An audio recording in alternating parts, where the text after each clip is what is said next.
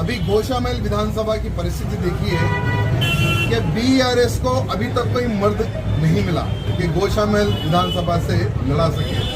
साथ ही साथ घोषामहल विधानसभा का जो टिकट है वो बीआरएस नहीं एमआईएम डिसाइड करती है, और आज एमआईएम को जो जितने पैसे देगा उसी को बीआरएस का टिकट मिलेगा, क्योंकि एमआईएम का जो सदर है असदुद्दीन ओवैसी वो टिकट बेच रहा है घोषामहल विधानसभा से।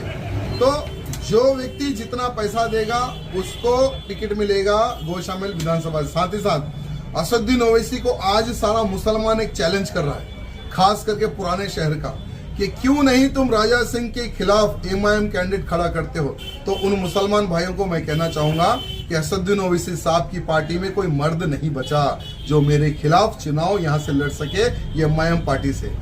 हर बार असदुद्दीन ओवैसी साहब घोषामहल के मुसलमानों को बेचते हैं। कांग्रेस को बेचा वोट, टीआरएस को बेचा, अब बीआरएस को बेचने के चक्कर में है। तो एमआईएम में कोई मर्द नहीं है जो मेरे खिलाफ चुनाव लड़ सके। हाँ, यहाँ के मुसलमानों का वोट बेचेंगे बीआरएस को, और बीआरएस का कैंडिडेट कौन रहेगा ये दारुसलाम ऑफिस से डिसाइड होगा। भारत माता की।